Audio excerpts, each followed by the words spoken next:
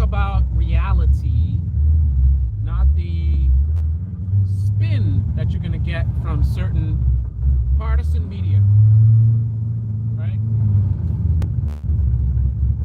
Number one, this is something that you have to view like a disease. You may have heard people on the news talking about contagion. So think about it that way. This is a disease, and it is a disease that affects, let's just say, bats. Just like with the recent virus that we had spreading around, not everybody gets it. Some people are affected more than others. So again, the analogy of disease kind of matches. One difference here is that this disease is currently not very contagious. But like the virus that we had recently, that can change.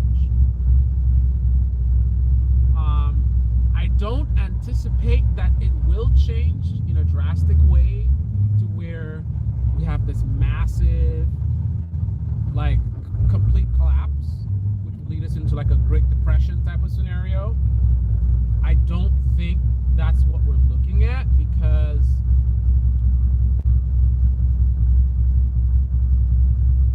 the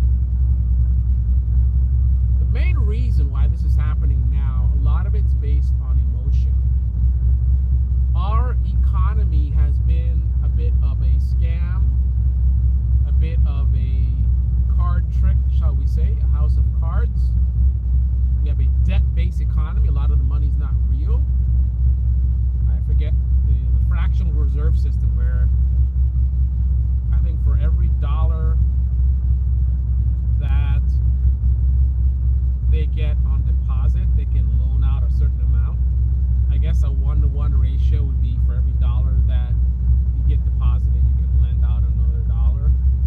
So if I get $100 in deposits, I can do $100 in loans, right? I think the ratio is much more aggressive than that. But just for example, I get $10,000 in, and actually, it's absolutely more aggressive than that, because that's actually kind of legit in a way, because you're only lending out what you actually have, right?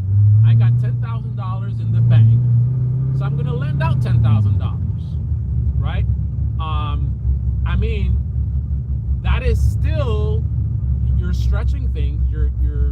Because the $10,000 belongs to those customers, right? So let's imagine if I only have one customer, right? I have one customer that lends me $10,000. I'm not lending; they deposit $10,000 in my bank.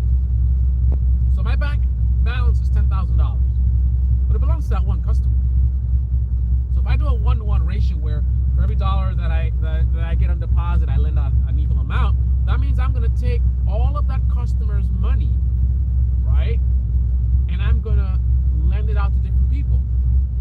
If I do that, then if that customer wants to take out, let's say, $10, they can't. Then again, the way, like, it's like the money's fake, so I guess they can, kind of, because a lot of the money is not cash, right? So one guy gives me $10,000, right? Another one wants a $10,000 loan, but I'm probably not going to deliver cash to that person that wants the $10,000 loan, right? I can just do it digital. So basically, I get on a computer. I mean, I'm oversimplifying, right? I get on a computer and I just change your balance. You have $0 in your account. You get a proof of the loan, and I just go in there and type in your new balance is $10,000, right? Not attached to anything physical, right? That's the kind of the fractional reserve system, where you're creating money out of thin air. The problem is, since I don't actually have, because now there's $20,000, right? There's $10,000 that I am responsible for from the original depositor, and then I've lent out another $10,000 to this person. So that money is gone, and they use it. They give it to somebody else to buy a car. They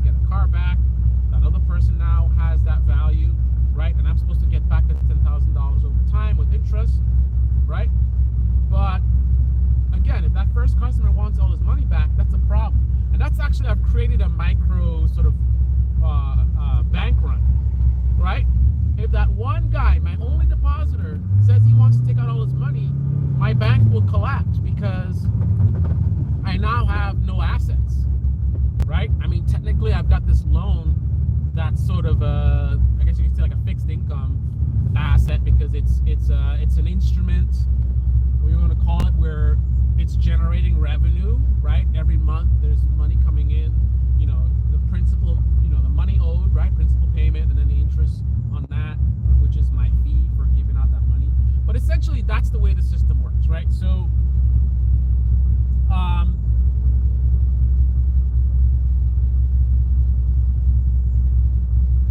that's an oversimplification of what happened to that bank in California, Silicon Valley Bank, right? So,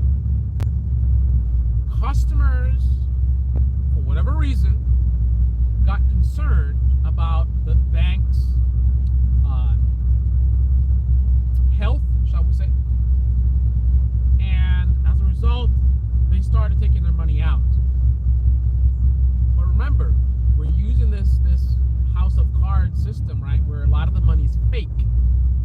So just like in my analogy where I took in $10,000, lent out $10,000, then the original guy comes back for $10,000, we got a problem, right?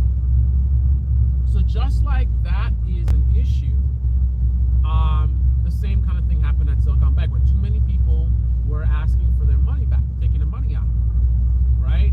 So at some point in time, it all collapses because the way the bank survives is based on having a certain amount of outstanding debt, right?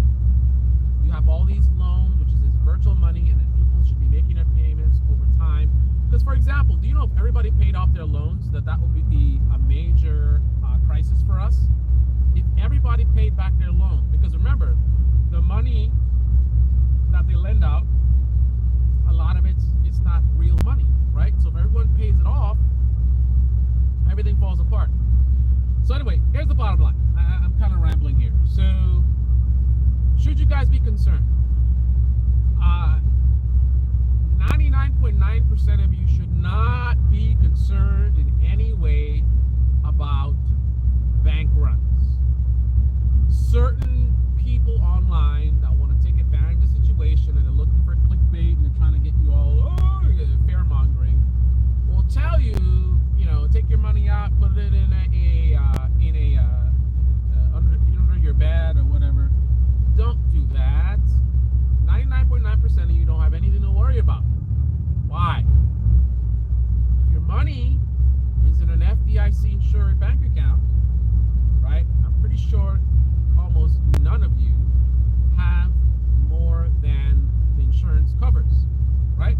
So if you've got less than $250,000 cash in your bank account, you ain't got nothing to worry about as far as being able to get your money. The bank may not be able to give you your money. You're wherever you have your bank, they can do a run on that bank, right? But the fact that the bank may not be able to give you your money back is irrelevant because you have insurance. However, there is a risk to you. It's just not in that way. If you are very wealthy, then you do have risk. But if you're wealthy, you should have enough sense to have an accountant or an advisor who would have set you up to mitigate these kinds of risks. So for example, nobody with a lot of money, well, not with a lot of money, no one should be putting much more than $250,000 in any bank account, right? Because that's the amount that's insured. Any amount over that amount is uninsured. So the bank fails, that money's gone. You're gonna have $50,000, $100,000, $200,000 sitting in the bank unsecured. Now, mind you, that's what happens with like things like crypto, right? Certain investments, they are not secured, and the stocks in general, like stocks. If you buy stocks, you can lose it all, right? And depending on the type of transaction, you can lose more than you put in. You do something called short selling, right? If you sell something short, the amount of losses are with no limit. There's no limit to the losses, right? Because it's kind of like a loan, and the price can go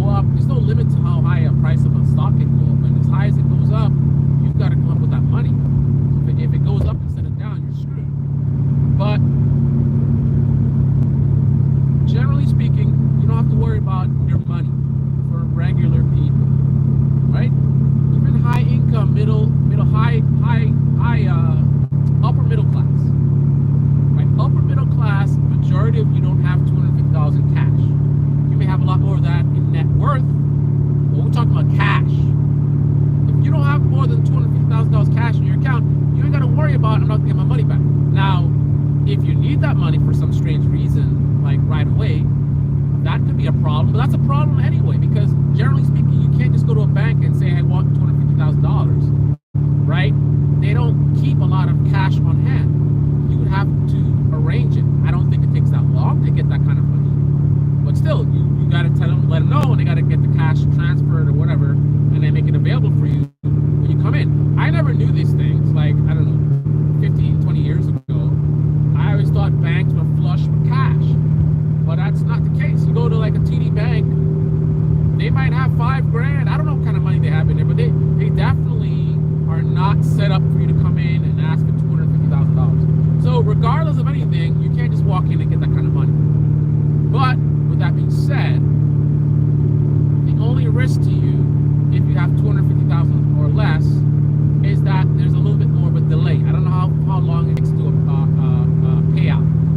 You got to think about it like normal insurance, car, right? You have car insurance, you're involved in an accident, right? No one expects that they're going to get paid right away, right? You got to make a claim, and they got to verify the claim, and you got to fill out paperwork, and then they got to send out a whatever. So however the FDIC does their thing, there's going to be a process. So there might be a little bit of a delay, but you're going to get your money back. If you got more than that, chances are you don't have it sitting in an account.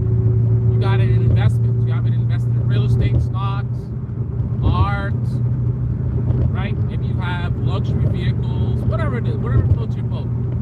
Or if you're cash heavy, you can have it in multiple accounts. It's $250,000 per account, right? So if I have $500,000 cash, I can open up 2 different bank accounts. I think they got to be a different banks institutions, not just same bank. So I got $250,000 in Bank of America, $250,000 in I don't know, TD Bank, right? So if I got $250 in Bank of America, $250 in TD Bank, and both of the banks collapse, I'm gonna get my money back, right? The only situation where you wouldn't get your money back would be a major, you're talking massive collapse to where, I mean, the Great Depression looked like a joke, to where pretty much the entire banking system falls apart. It's not just the banking system, it's not the bank, it's the government, right? If the government collapses, the entire banking system collapses, then of course there's a chance you might not get your money back, because just like with hurricane insurance, if there's a major hurricane that's devastating and there's too many claims, there can become an issue where the insurance company has trouble making all the payments. I don't think we're anywhere near that, right? You preppers might want to, well, just in case, that's on you. I don't think that's a realistic thing to be thinking about. So for most of us, we ain't got to worry about losing the money in your bank account. How does it affect us? What's the biggest risk to us? The biggest risk is that this virus can spread. So now getting back to my virus analogy.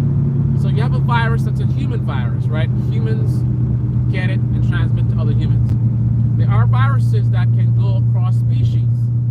So imagine a virus that's a human virus that you can actually pass to an animal. So humans are getting this virus, spreading it around, and then one human infects their pet, their dog. The dog gets it, and now that dog spreads it to other dogs, and maybe it morphs into some new strain, an animal strain. So now you got an issue with the animals and with humans, right? Going on 2 different tangents. So in a similar vein, this right now is primarily, so with the virus, we have a human virus versus animal virus. With this financial virus, it's affecting the species called bank, right? But just like how humans are adjacent to their pets, right? Humans have pets. They're in contact with pets, so they can pass it to pets. Banks are in contact with a lot of things that they can pass their problems to. So if this spreads to the point of people are panicking, banks are collapsing, they're thinking 2008, they're thinking big recession's coming, right? Hits the stock market, interest rates starts rising aggressively, companies start looking pessimistically, and they start backing off on new hires. They start thinking about trimming the fat, right? We are very risk adverse because we think things are looking bad. So we want to make sure we're lean. So if things spread to our sector, we don't collapse. So what does that mean? Layoffs, right? Unemployment rising, right? So that is where you guys are most at risk. You guys are most at risk for collateral damage. So don't worry about your money, right? Assuming you have it in a bank with FDIC insurance. As far as I know, American banks are not allowed to operate without having an FDIC setup.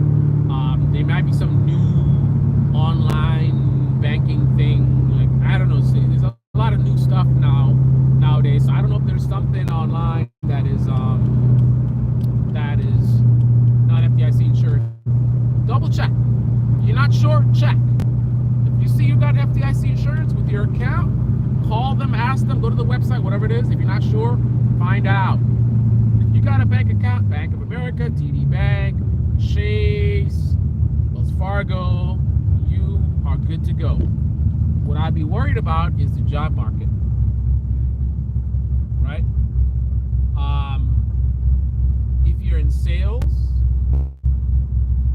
I'd be concerned about difficulties with selling, right? Your potential clients, if you're selling to businesses, right? Potential clients might be getting nervous because of what's happening with the economy. They might have a wait and see approach. So you start coming trying to sell them whatever service you're trying to sell, and they're not really hearing you because they are nervous, right? So if you're in sales, I would be concerned. Otherwise, I would be concerned about job security going forward. I would look for potential increase in unemployment. Now, here's one of the most important things I want to cover before I wrap things up. For months and months and months and months, you've been hearing a lot of rhetoric about transvestites and transgender this and grooming and woke, where everything is woke. I've told you guys multiple times that this is nothing more than a distraction, right? This is how the politicians get away with not doing anything substantial for us, right? Because they play these culture war games. So while you guys were taking the bait and falling for these games about woke this and woke that, right? You didn't realize under Trump when they were doing deregulation on the banking industry. So banks were doing crazy stuff in 2008. They got themselves in trouble, and we all paid the price, right? Then we got out of it. They put a lot of regulations to prevent this stuff. And then Trump comes around and, comes with his BS, his hustler, scam artist BS about we got to light the economy on fire and this and that, and the regulation is holding the banks back, and we're going to do this, and the boom economy, right? And he opens things up for them to do their reckless behavior again. But instead of you guys recognizing the recklessness, you guys are busy watching these right-wing media tell you about woke this and woke that and CRT and this and that and culture war nonsense, right? So they get to do this deregulation to help their wealthy donors. Like that's Trump helping the elites, helping the establishment. All these corrupt politicians with their insider trade. And that's the way things work. more risk, more reward. So if you deregulate the banks, they can do some crazy stuff that can bring in crazy returns. But again, the reason the crazy returns are coming in is because you're taking crazy risk. Crazy risk means things like this can happen. We love Trump, but what he's doing is reckless, this is dangerous. So you guys can start making noise and saying, hey Trump, we like your policies, but this deregulation stuff is reckless. No, instead of doing that, Ben Shapiro acts as the mouthpiece of these corrupt politicians and telling you how this is the right way to go and this is good and he's doing great stuff and the economy is booming under Trump. And then now here's the best part. Now that we're suffering the damage, and I'm not putting it just on Trump, because the Democrats also do this stuff they always do, right? Their thing is they just play the good guys, right? So they were happy to sit by and let this happen so they can profit from their portfolios, their insider trading, right? So they may not be the ones that pushed for it, but they certainly benefited from it. Their owners benefited, they benefited personally with their accounts, right?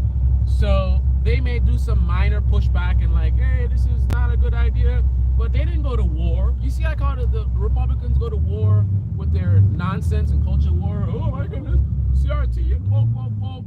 We didn't see that with the Democrats. They didn't go all out, back regulation, right? Was that something that every day the Democrats talking about the banks need to be regulated, we got this and that, and fighting and they won't shut up about it? No. You got a couple of Democrats here and there raising alarm, and now they want to be all proud of themselves. We warned you, right? Republicans did it, and the Democrats happily let them do it.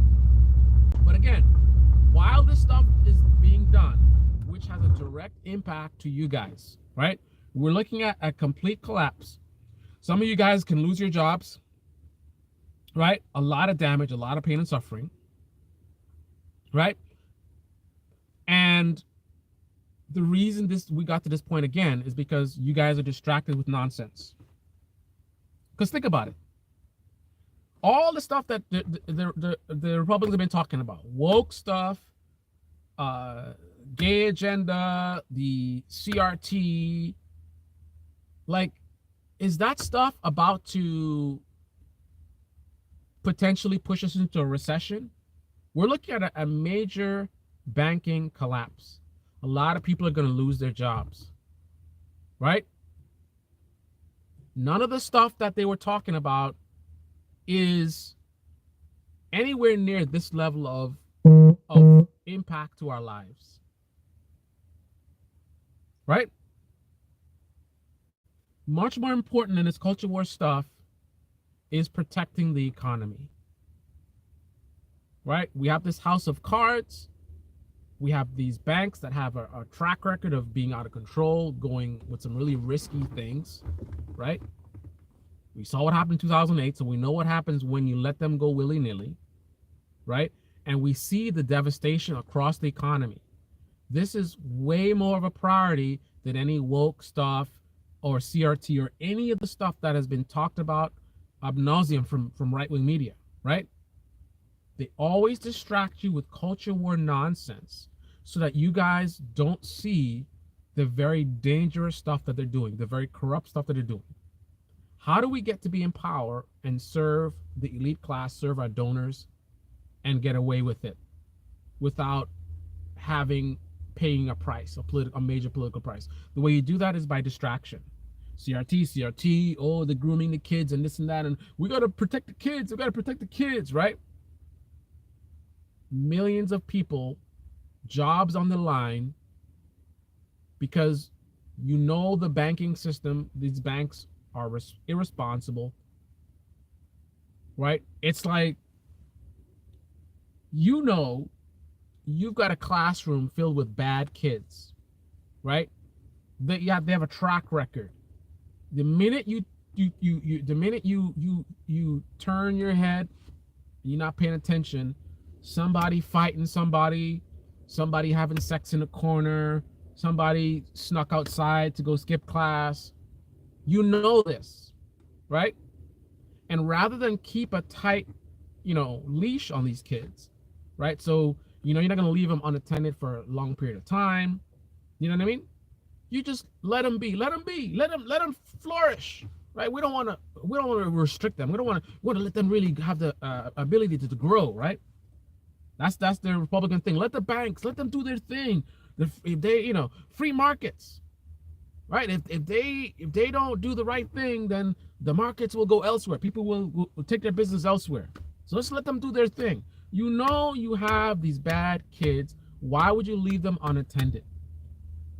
Right? But that's what they do. Right?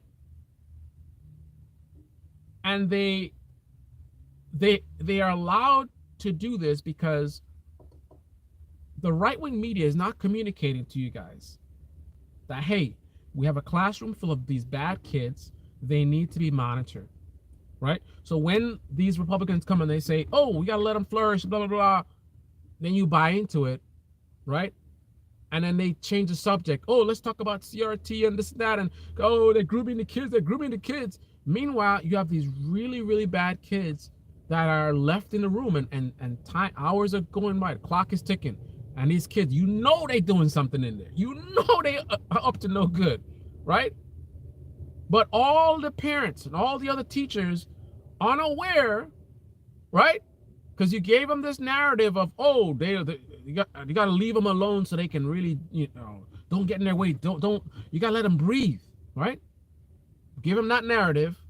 And then you keep talking about something else, CRT, this and that, and oh, did you hear about the there's lead paint or whatever it is? Do you hear the principal? He's trying to buy this expensive wood desk, and why should he have a wood desk? He should have a plastic desk, and this and that. Oh my goodness, these principals are out of control. They're getting all these desks. Look at the principal's office. He has all these colors. Why does he have all these colors? And it's a distraction. Oh, look at all the colors in the office. A principal should focus on being a principal and not having all these colors everywhere. And last week he had the office was green and now it's red. While you are talking about this, again, another hour has passed. These bad kids are sitting in the classroom unattended. And no one thinks that, wait a minute, what about those kids? Because they put out a narrative about, hey, these kids are better, you know, let them do their thing. And then you have a whole media infrastructure that just parrots that out. Yeah, this is the right thing, and those other people, what they're doing is nonsense. They restrict the kids too much, and the kids they can't work. They feel like they're in prison. You gotta let them be, let them breathe, right? Put that whole message out, right? And you buy it, and then let's talk about the principal and the paint color. Every day, look at this. The principal's office is yellow. Yellow is a color that is weak. How can we have a principal with a weak color? Like, what message is that sending to the kids? We need to have the principal's office needs to have black paint. Black paint is a strong color, and this is unacceptable. We're not trying to raise a school of weak people. I mean, yellow is a color that is like shy and timid and whatever. We need bold colors in the office every day. And then you get a bunch of teachers that get together and they go to different schools and they go into the meetings and like, you know, we're sick and tired of these principals with these bright color offices. This is unacceptable. You know, it's a distraction and it's a waste of money. You know, the offices need to be solid colors, black. And so these are good colors. It's unacceptable. And now we hear that there's another principal that she wants her office to be pink. What is this, a fashion show? This is a school. It's not a fashion show. You know what I'm saying? And remember, all the while, you got these bad kids unattended in the classroom. So then one day we finally go in the classroom. 3 kids are dead. 2 of the girls are, well, they don't know yet, but they're going to be pregnant, right? 5 of the kids snuck out the window and went to some beach or something. 2 of them are going to drown, right? Major body count. And then the thing about it is, the best part of it is, when we find this out, does the blame go on the people who orchestrated this, who said, oh, just leave them alone? No. They go and they somehow flip it to somehow all this is the principal's fault, right? The principal was too busy worrying about the color of the paint on his walls that he wasn't doing his job, and that's why all these kids ended up dead. It's all the principal's fault. We've been telling you guys all along, the paint colors in the office, it's not helping. Schools are for teaching, it's not an art gallery.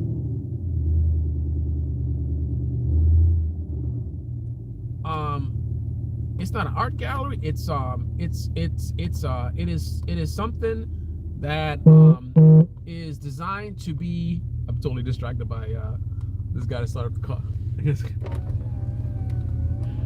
What's going on, man? So some of you guys know I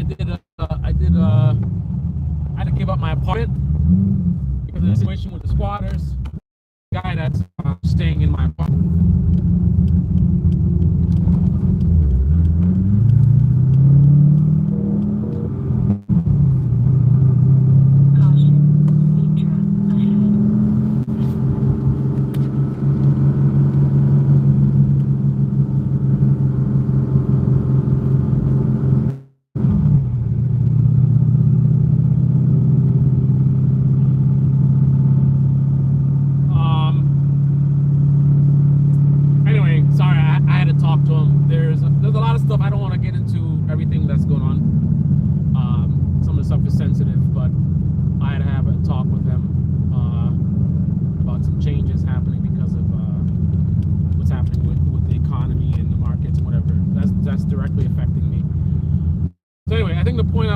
Before is just that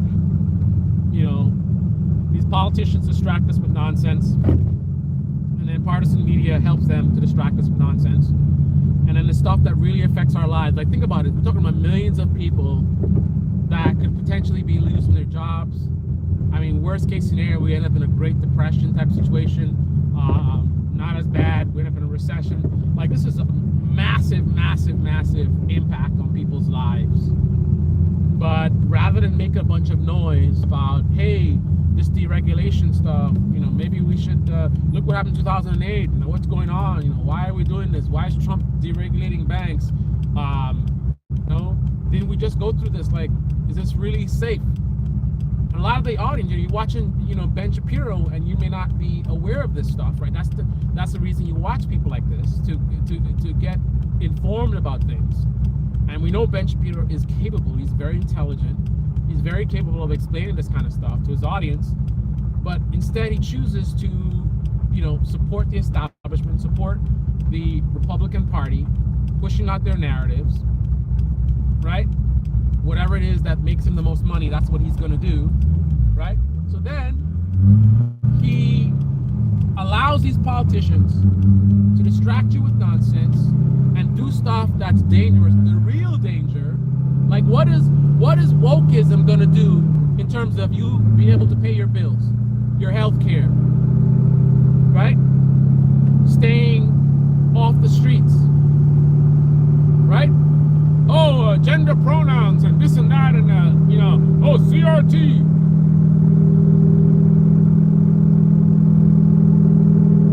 I'm not saying that none of that stuff is important. I understand that some of you have kids and you're concerned about what's being taught in the schools, and you love your kids. That's one of the most important things to you, right? But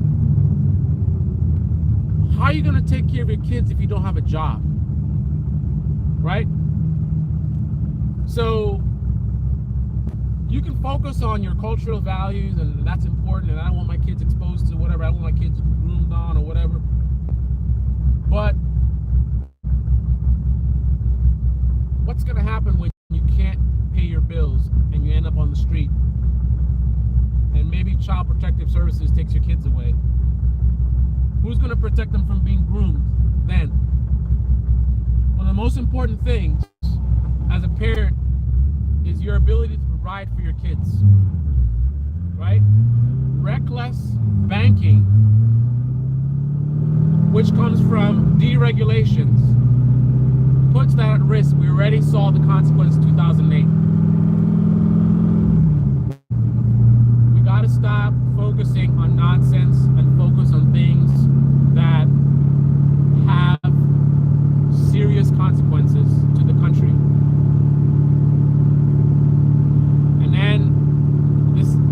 propaganda is insane, because then the same people who went out there and distracted you, allowing this to happen, right?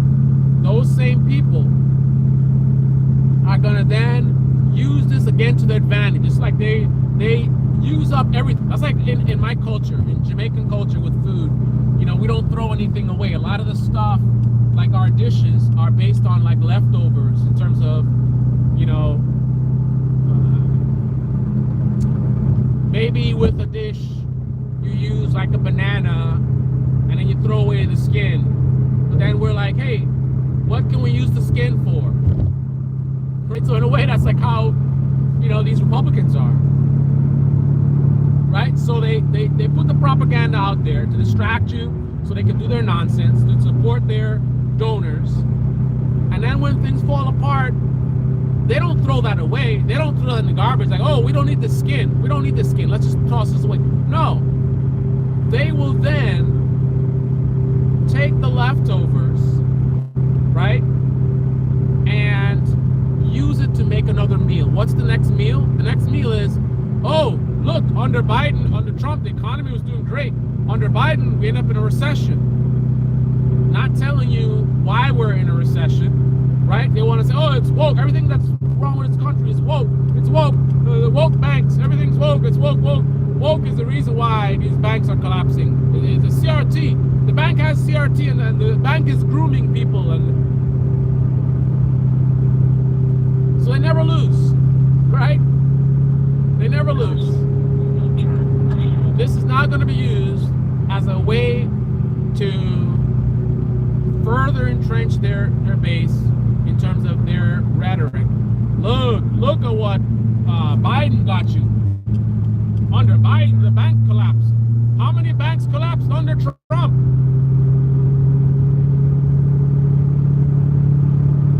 Anyway, Jock, I gotta read your comment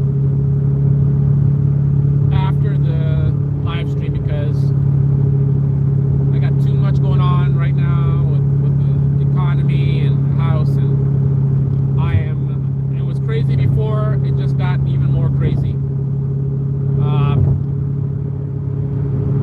So I don't have the mental ability now to even try to read anything while I'm driving. I shouldn't do it anyway, but anyway. This is the Baby Channel, the Baby comment section below. Click on the like button, subscribe, smash that